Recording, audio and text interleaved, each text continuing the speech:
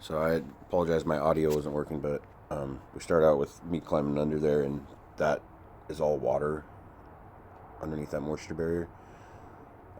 Soaking wet insulation and water. It's pretty much all that. Probably like 30 gallons of water under there. So it needs to be cut open and drained, which won't be a big deal. And then obviously the pipes need to be fixed. And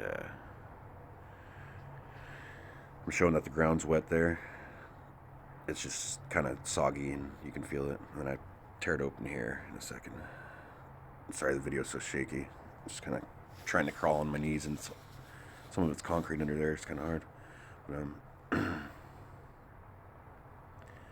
see how wet the ground is under there?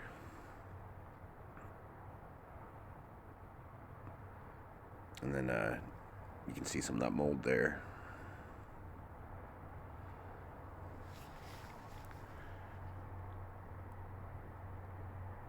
Yeah, all that mold underneath there. It's gonna be like that anywhere it's wet, and because of the black liner, it's gonna be pretty much the entire stretch of the whole mobile home is gonna be just sopping wet like that and molding. So it does need to all be pulled up and then bleached and then air dried would be the proper way to do it. But I mean, if it's going to get cleaned, it might as well just get pulled out of there and have some new stuff laid down anyway. But yeah, the plumbing's got to get fixed, which isn't too big of a deal. Let me fast forward it here. I don't know what I was talking about. I kind of show it one of the showing some rust from the moisture. These aren't too bad. Most of that's just surface rust. I wouldn't say it's structurally. There's not a problem with that. There are some other ones in the back though that definitely need to be changed out. Not too many of them though. So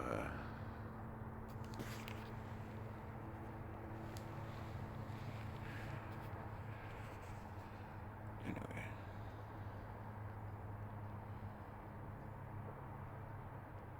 just explaining that's just surface rust. Sorry, it's so shaky. Not too much room to move. A lot of rat droppings, pretty much. They're there for the moisture too. They love wet, damp conditions, and it's very humid down there. But that's all wet all along that marriage line. It's just pretty much sopping through. There's water puddles under there. I stick my hand in, you can see it. Just where how wet it is, just water, and obviously that's from this pipe up here that is disconnected. I'm not sure which drain it is I'm underneath right now, but pretty much all the ones that I had seen inside that were plugged or looked like they were leaking need to be addressed, because yeah, all this is just going to be wet under there, and it's not going to, the rodents won't go away, and the mold is basically just gonna be trapped if it's not dried out. But I'll show you the pipe here right now in a second. That's kind of a weird angle, but yeah, the pipe's completely disconnected there. I'm not sure which one that is. It's probably a shower if I had to guess, because it's so low there.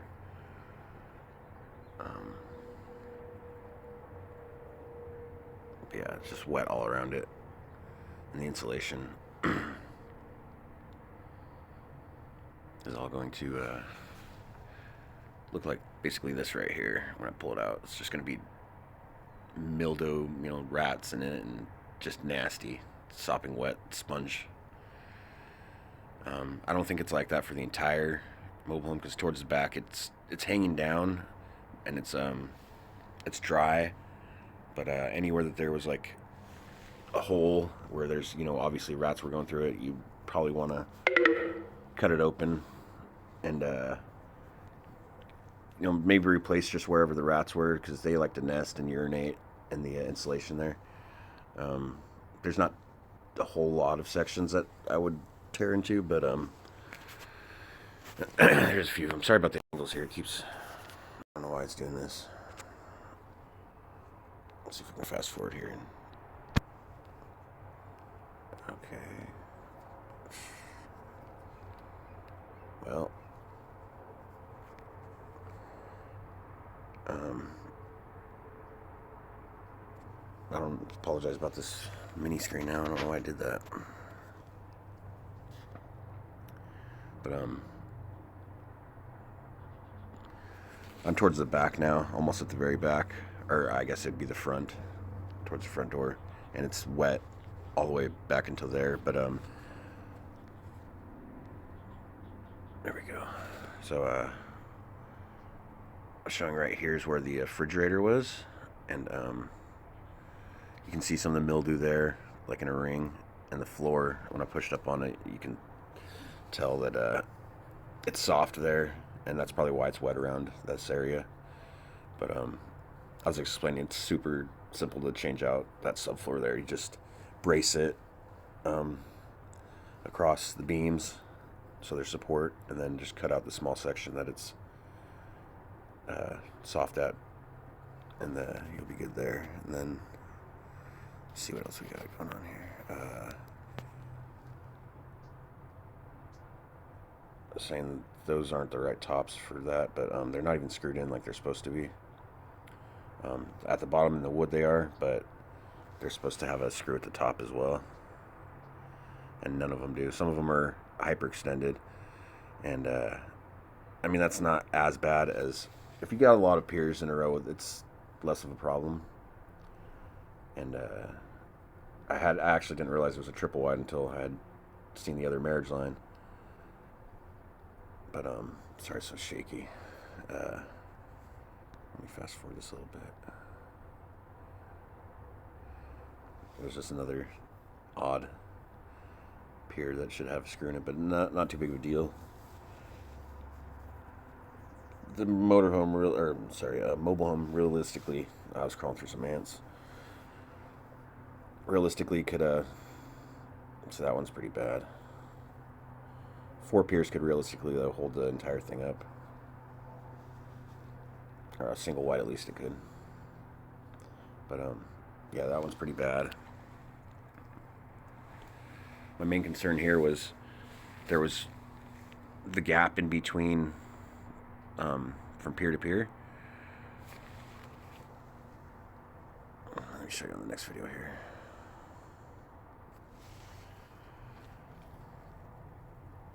So yeah, this one is the one right in front of that last one, and it is completely, there's no support on that whatsoever, because as soon as any weight goes on it, those will pull out. But yeah, look at the distance in between that last back one there. This one I wouldn't count on very much because it's, you know, pretty rusted. And then that, see how many there are over here? There's like none there. It's good gap without any support. It's definitely going to want to sag right there. So that one's good that I'm pointing at. And then this one's questionable at best. This one's worthless. Completely rusted through. Yeah, I could pull that out. I'm not wanting to touch it, but...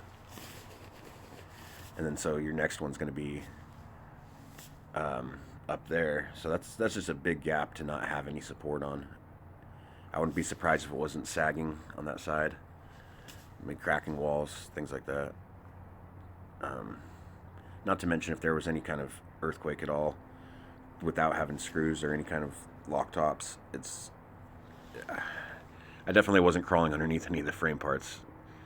This pipe's got to be leaking somewhere. I don't know if it's just because of the angle that it's at, and here's the turn that it's all dripping right there. The leak could be somewhere up further, but it is definitely leaking.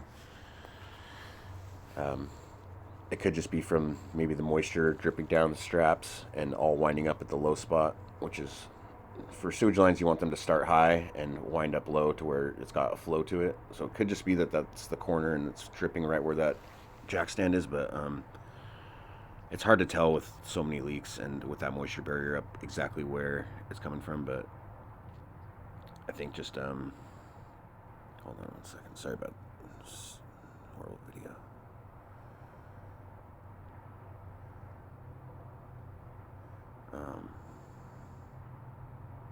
So some of the straps are being kind of eaten through. You can just see where these rats eat the wires too. There's no wires that I saw. This one looks like it's been replaced.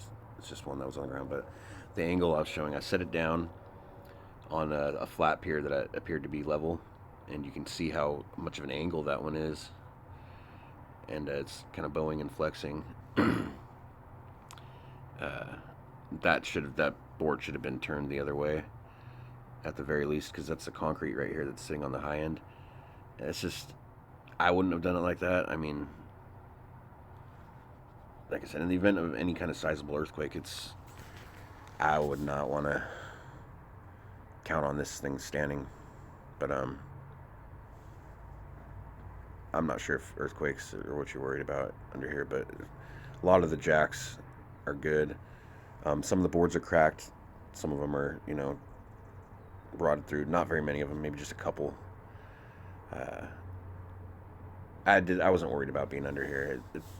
There's enough of them, and short of any kind of earthquake that was crazy, it should be fine. But they do make special locking tops that lock onto those frames, and you don't have to have all of them done. Just every so often, one of them locking on there to where if this thing shakes at like really good, you want it to be able to, because these ones will slide right off without screws in them.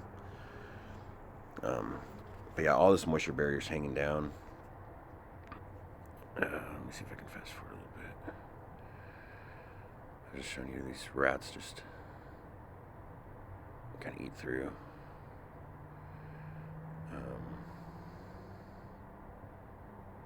I don't know what I'm talking about right now, but so this is that conduit line that goes to sorry, I'll go right back to it in a second.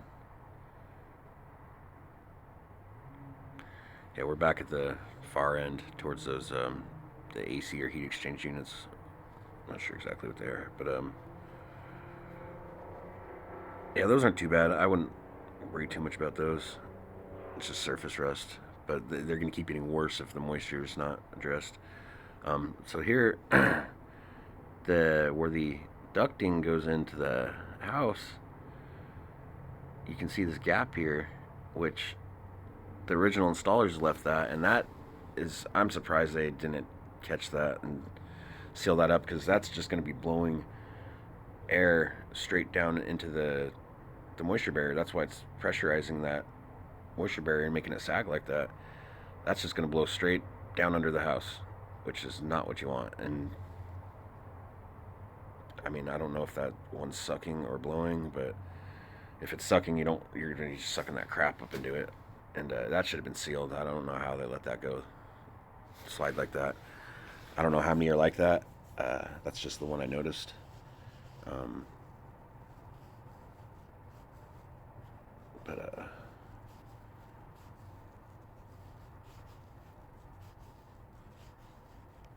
Yeah, that definitely should have been sealed up there. Maybe it was, and when they pulled off the ducting, they pulled the tape off or something. But